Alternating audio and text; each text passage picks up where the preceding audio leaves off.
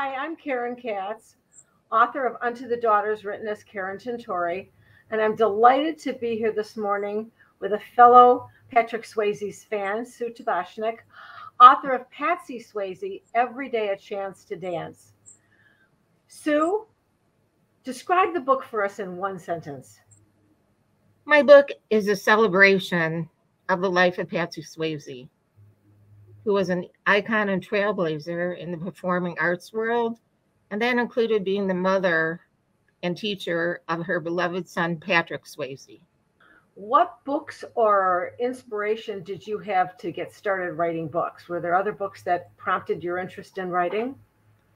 Well, you know what? It really wasn't other books. It was having the opportunity to meet Patrick Swazye several times, and in particular, one time in Houston at the premiere of his movie, One Last Dance. And I just found it very inspirational to meet him. And so I thought, well, what do I got to lose? I'm going to give it a try. Did you have any surprises while you were writing this book? Anything serendipitous happen? Yes, there were actually several surprises. First of all, I just couldn't believe how many people wanted to participate in the book, because my book is basically interviews. I have 29 interviews. Second, the tremendous amount of achievements of Patsy Swazye. Third, the depth of the connection of the people I interviewed that had with her and still have with her. You know, like when I was interviewing these people, I felt like almost like with many of them, I was interviewing family members. How did you go about finding the people or soliciting them to be interviewed in the book? Yeah, that's a great question. I did several things. I shot very big. I did get Jacqueline Smith. That was one of my people because she was a student, and I was really happy. But I did a lot of research, and then I also had the support of Patrick's sister-in-law, Charlene Swazye. I would run a lot of the people by her. And then sometimes when I would interview somebody, they would refer me to somebody else, and then that person would refer me to somebody else. So it was really great. I didn't even have a chance to interview all the people who wanted to be in the book, but I had to cap it at a certain point. Interesting. Yeah. Do you have any writing quirks? Some writers like to work at Starbucks. Some like to have a certain coffee mug. Is there anything in your writing schedule that you'd like to share with us? Well, a lot of times I would end up writing late at night when or into the next day, when it's quiet, it's peaceful, the phone has stopped, and so that's really, I think, my little thing that I do when I write sometimes. I would imagine with the number of people that you had to turn down that you didn't have any writer's block with this. Did you encounter any writer's block? Not really writer's block. My issue was, all the people that I interviewed were out of the state of Michigan. So it was all tape recorded by me with their consent. So the issue for me was getting the interviews off the tape recorder onto Word, onto the computer. It was a very tedious task, and I try to be very accurate. So to get through that, I would just listen to what the person or people had said, and many of them got quite emotional during the interview. I'd say, Miss Patsy, and then I would say, okay, you got to do this for them, and then that got me through it. So then, did you edit out any of the interviews, or did you just are the interviews in the book just verbatim as you recorded them? For the most part, it's verbatim. Sometimes I had to edit a little bit for clarity, and for the length of the interview. But I try very hard to make it verbatim. What was the most fun part about writing the book?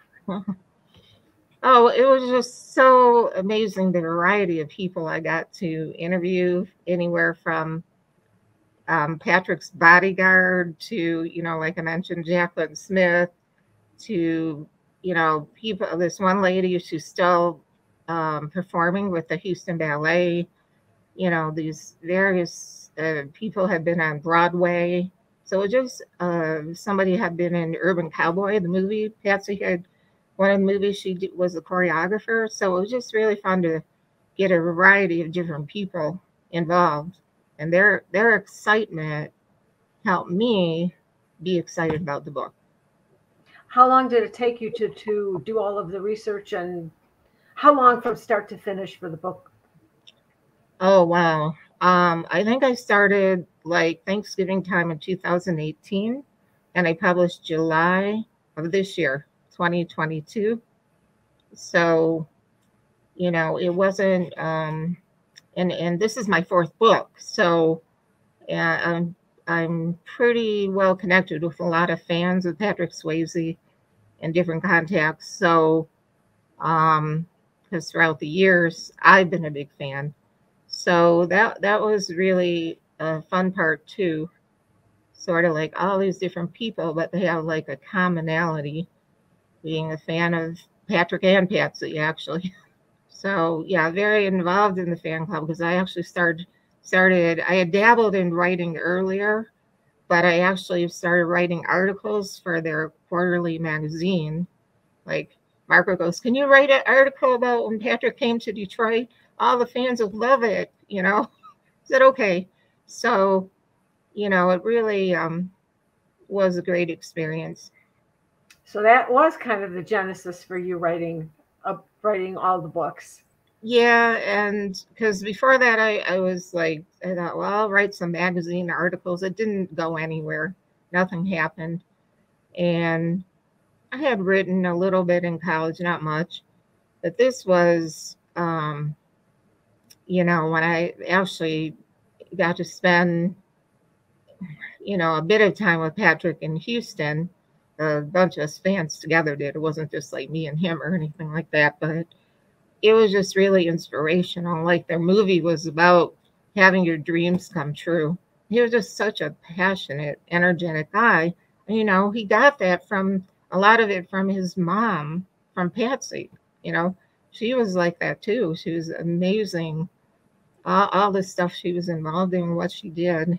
So, Sue, what's the one thing you would like readers to take away from the book after reading about Patsy Swayze?